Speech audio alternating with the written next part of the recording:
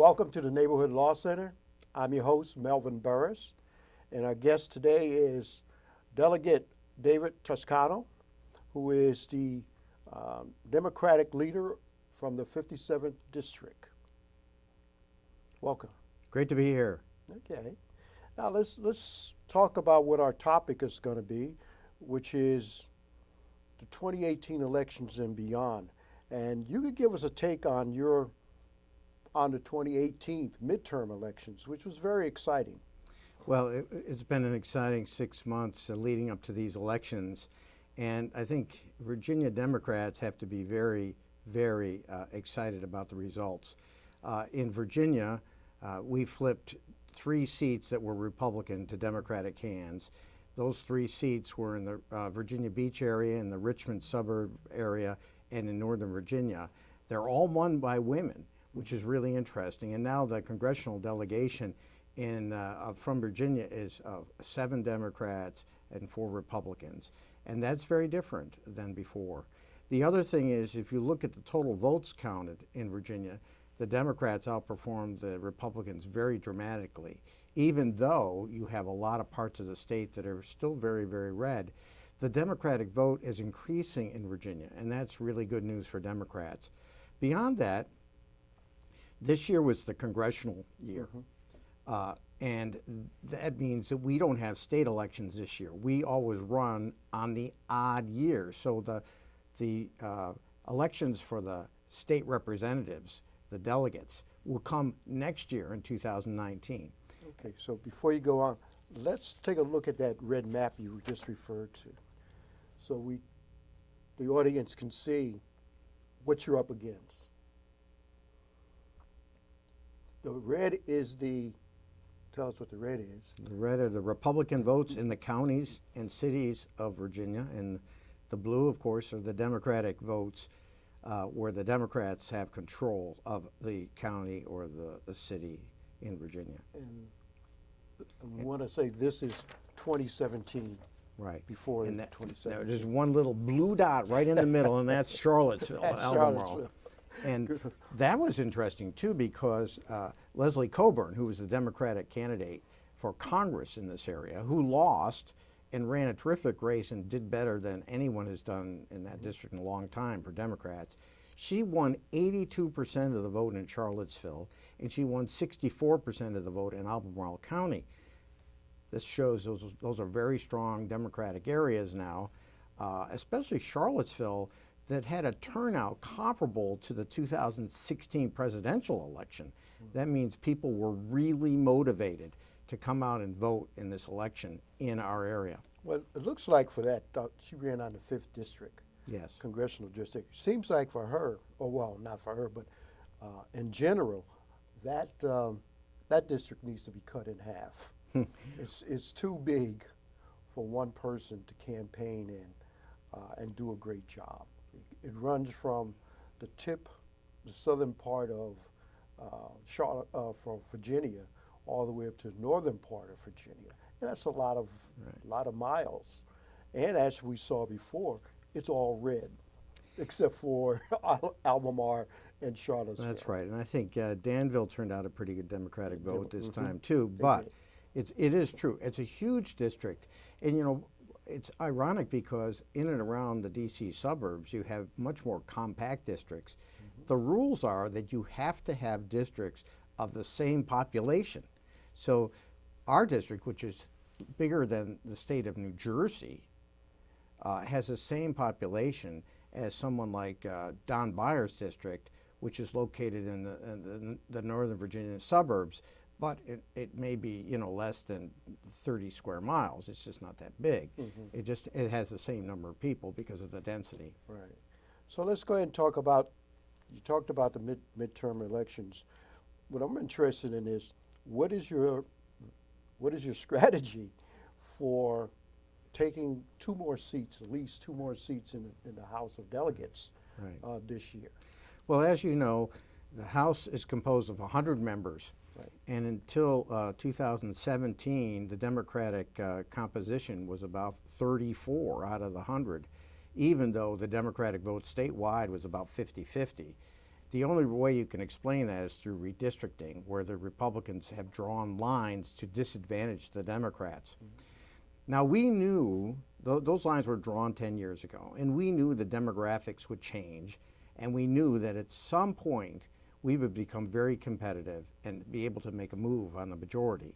We didn't know it would happen quite this fast, and last year, as you remember, we would have had a 50-50 split in the House of Delegates, but for the pulling of a lot out of a bowl, because we had one race that was tied at the end of the night, at the end of the cycle.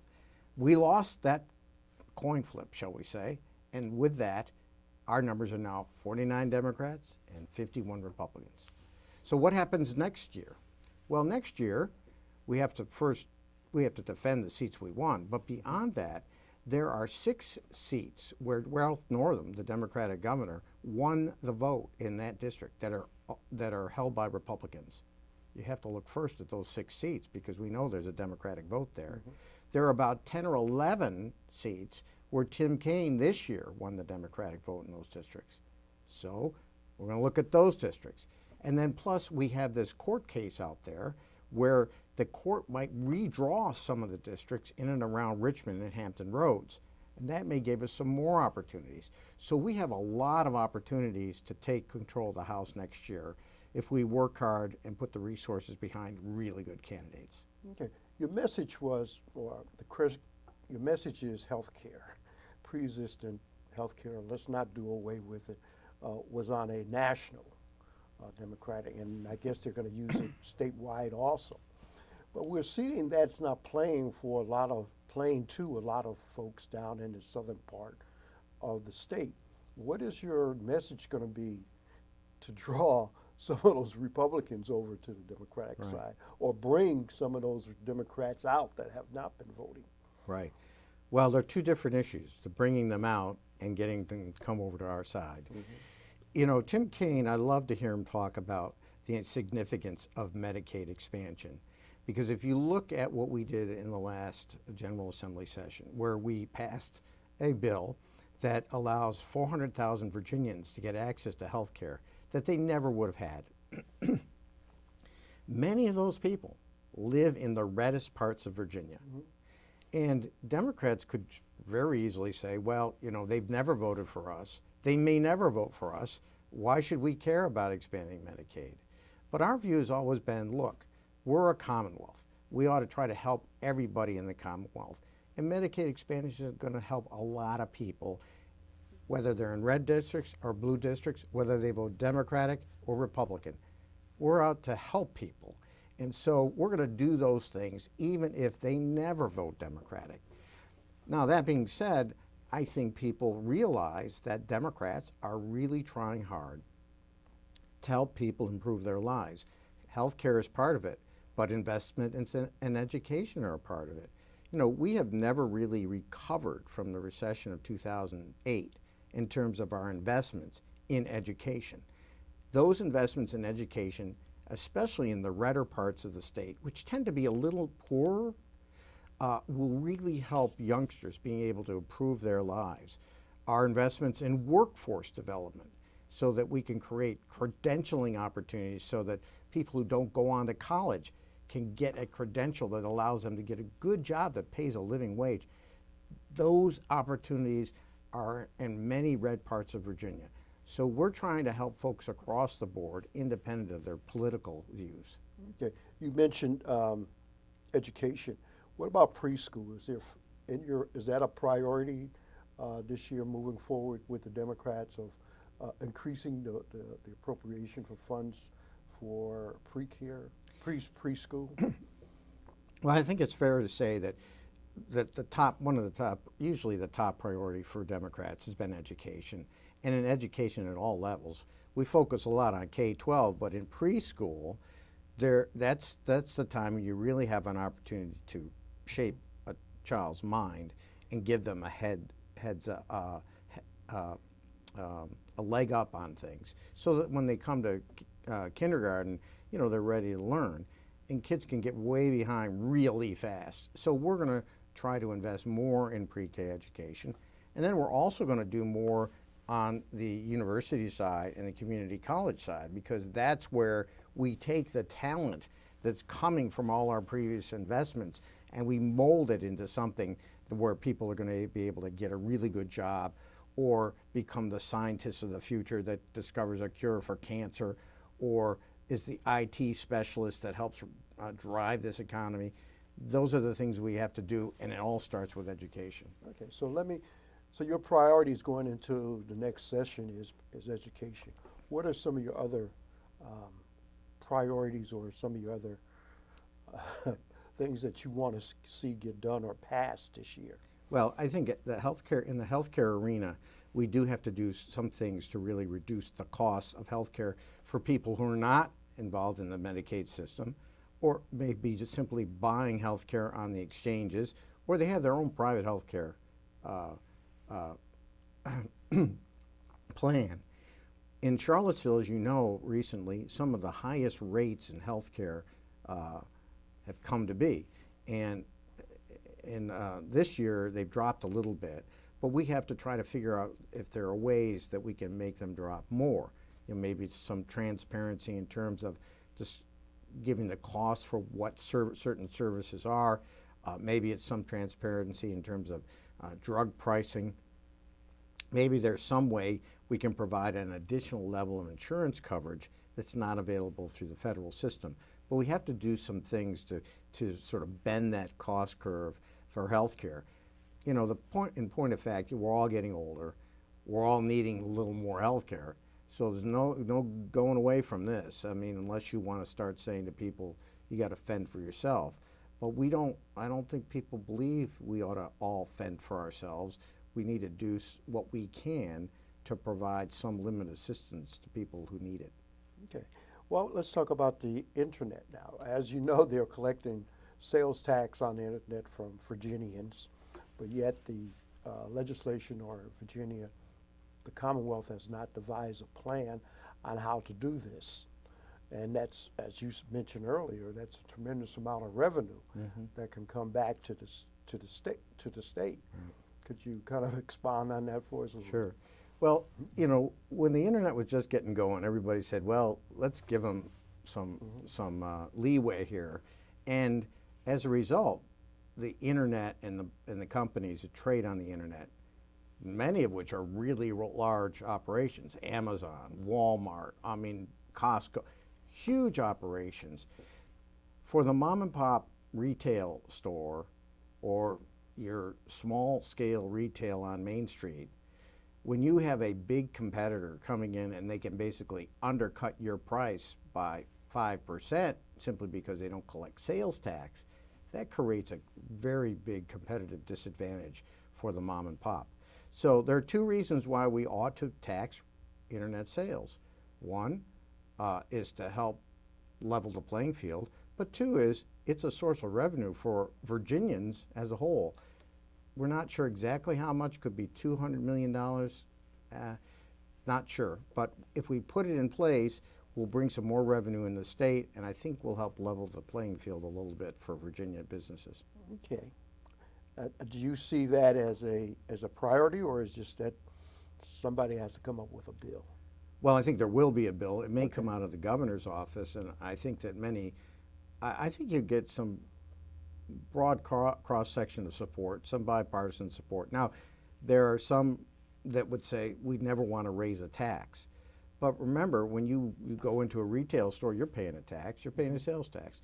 Why shouldn't we be collecting that tax for the purchase of the same good or that you're buying through the internet? You're still buying that good.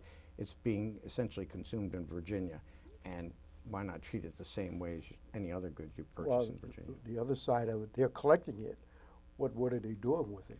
Is it putting it in an escrow? Because if they're not giving it to the Commonwealth, it's sitting somewhere. That wouldn't be right for them to do it. Yeah. I mean, most of them, some of them may do that, but you know, when I do things on the internet, sometimes you see zero sales tax, and they're not collecting it at all. Okay, well, we're at our halfway point. This is Melvin Burris, your host of the Neighborhood Law Center. We have with us our guest is Delegate David Toscano, who's the chair of the Democratic Caucus, and we're talking about the Virginia elections of 2018 and beyond. So let's get into some of the other things that you had mentioned before. You just selected a campaign chief for the House of Democratic Caucus. Now, what is his mission? What is his strategy right now? Well, this is Rip Sullivan. He's an attorney. He's out of Arlington. He's a great person. He chaired the campaign committee 2 years ago, and his whole role is to recruit candidates and make sure we can put the resources behind them so that we can win and get to the majority. And that's been our plan.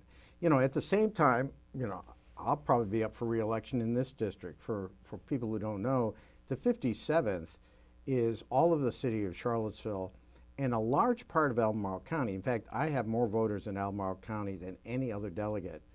This district is really a special district because it's the successor district to the district that Thomas Jefferson held when he was in the House of Delegates many, many years ago. So it's really important for me to reach out to my constituents and that they reach out to me.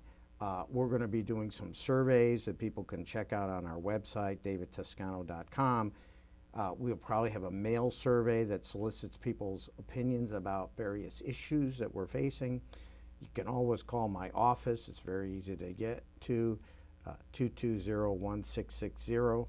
So I'm available, but even though I'm the Democratic leader in the House, I represent this district, and that's a really primary focus for me. It's interesting that Delegate Bell sits right next to you, his territory is right next to you, and that's Republican.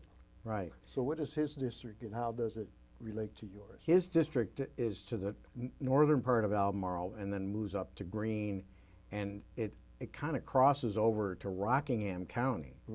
And then there's another delegate to the west and another delegate to the south, but none of them have as many votes as I have in Albemarle. Okay. And when they redrew the districts back in 2010, they tried to create safer districts for Delegate Bell and for Delegate Landis. So they gave me a lot more of the Democratic strongholds in Albemarle County. And my district is very Democratic, but their districts are more Republican. Okay. Well, let's talk about prison reform. You talked earlier about the youth. Maybe you can talk about the young people, what reform you're doing there, but also the male population, I think, is very critical too. Yeah, that's a really good question, and it's a story that really needs to be told. We have you may know him, Andy Block, who is a Charlottesville resident, is running the Department of Juvenile Justice right now. And they have been trying to create avenues whereby you don't incarcerate as many youngsters as we formerly did. So our prison population for youngsters is declining. Now, we still got to lock up kids that are going to be really dangerous, but there are a lot of youngsters who don't have to be locked up, and they don't have to be locked up for as long a period of time. So our youth population has dropped by almost, I think, a half in the last 4 or 5 years, and that's because Andy and other people have been putting programs in place that allows them to be rehabilitated faster so they can come out of the system before they become hardened criminals. We're also scaling down the size of our facilities so that they become more, I don't want to use community oriented because, I mean, you're still in a jail, but they are smaller. People don't get swallowed up as easily in the system. And hopefully that's going to change some of our crime issues in Virginia by rehabilitating people faster. Now, on the prison side, that we have really a lot of work to do. And what's interesting about that is there are a lot of people more interested in alternatives to incarceration for 2 reasons. One is it's very costly to lock up somebody for a long period of time. Secondly, most everybody who gets locked up, it comes back to the community. And if they come back in a way that they don't have access to a job, or they don't have skills where they can apply for a job, or they're so alienated from society, they're going to tend to recommit crimes. That's going to hurt us, and that's going to land them back in prison with great financial consequences to the taxpayer. So there's a lot of interest in prison reform, and it's going to take some time to reform the number of things we need to do. One thing I'll just add to the juvenile program, one of their strategies is to be close enough to the community so that parents can visit, and therefore be an easier transition back. We got 10 minutes left, but as far as the adult population, are we doing any education? You talk about education as a primary priority. Are we doing any education in the prisons for these males? Because we talked about them coming out. Are you developing any skills for them, like the workforce program that's going on? Maybe you could transfer some of that program into the prison so that they'll come out being a carpenter, a licensed carpenter, or being a certified. Or take a program that we have been working on, which is CDL drivers, long haul drivers of trucks. You can get some skills, and it's not something where the crime that you've committed is a barrier to you getting a job, because there are a lot of jobs that you can't get because of the way the law is. But we're trying to do some things where there's a need for long-haul drivers. There are people who are coming out that could get the skills pretty easily. We're trying to give them some limited skills within while they're there. But the other thing, frankly, I think we need to do is look at ways that we can provide incentives for people in the form of earlier release if they do things that will increase their the possibility of them being able to contribute to the society once they're out and contribute to their families. Right now, we have no parole in Virginia, basically. And that, I think, might have been a good thing at one point, but I'm not sure it works as well now. We need to create some incentives for people who want to get out earlier. Well, one thing, as you mentioned, is the licensing that they can't get so they can get a particular job. That's right. But and maybe we could change the licensing as we move along there, so that the requirements on the licensing, so that we have made hemp and marijuana legal. I mean, why not go another further step and help these guys or women who are now in prison be able to come out and get a productive life by decreasing some of the stiff regulations you have for certification and licensings in some areas. Right. Okay. So now that we've kind of hit everything. Well, we got a budget coming up here. Budget so coming up. That's a big the most deal. Important thing. And we've got some really interesting dilemmas that have been created by Donald Trump and how they passed his tax bill in Washington that basically transferred a lot of wealth to corporations and wealthy individuals. And what they did in Washington is creating a problem for middle income and lower income Virginians, because they have taken away some of the breaks that would have otherwise been available to folks in Virginia, with the result that some Virginians might get a cut in their federal income tax, but have to pay more state income tax because of the way the law was written. That's one of the bigger challenges that we're going to face when we get back to Richmond. The governor has proposed some tax relief for people who are making under $50,000 a year. I think you're also going to see a proposal that will increase the standard deduction in Virginia to give people who are in the range of $0 per year to $100,000 a year, to get them some break that they wouldn't get because of the way the Trump tax package works. So that will be a very interesting discussion. There'll be a lot of compromise along the way, but it's our hope that we'll provide some relief that otherwise would not have been available because of the Trump tax plan. Yeah, one other thing that's very important here in Virginia is the environment. what kind of programs or bills or strategy do you have for the environment and what needs to be done, especially in the Tidewater with the seawall increasing or decreasing over there? Well, climate change is a huge issue that a lot of people in the General Assembly simply don't acknowledge. And I think the public is recognizing that both the climate is changing and there are certain elements of that climate change that are having an impact. The greater intensity of hurricanes, the wildfire intensity in California. It's not like climate change is creating these issues. There have always been hurricanes and there have always been wildfires. But we're finding that they're much more intense, and that's really giving people trouble. So we have to reduce the carbon emissions going into the atmosphere. One way we're proposing to do it is to join with other states to put essentially a cap on carbon and reward people who hit the cap and penalize people who go over the cap. Some people call it cap and trade. We call it RGGI, Regional Greenhouse Gas Initiative. The other good thing about that is if we join with those other states, we generate some revenue for our state that can then be put into clean water and clean air initiatives that people want in this state. Okay. Well, it looks like we're running out of time.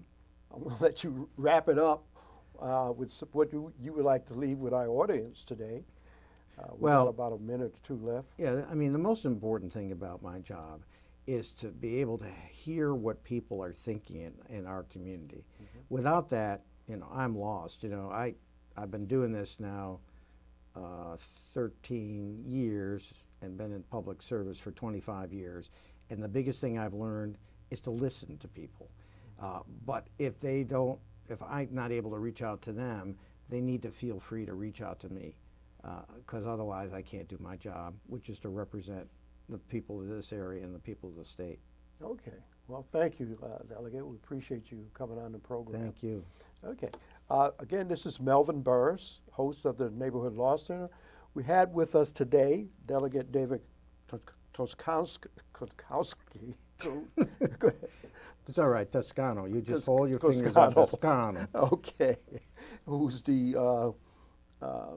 he threw me off, who's the chief of the Democratic leader of the of the legislation, and also the 57th district representative. But thank you for coming, even though I messed up your name a little bit. That's all right. I appreciate you being here.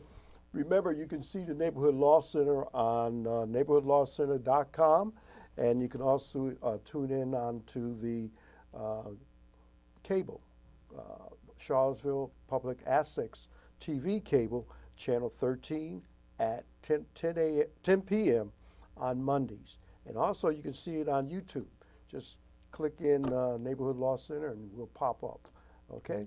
Until next week, peace and God bless. Thank you, sir. Thank you. Okay.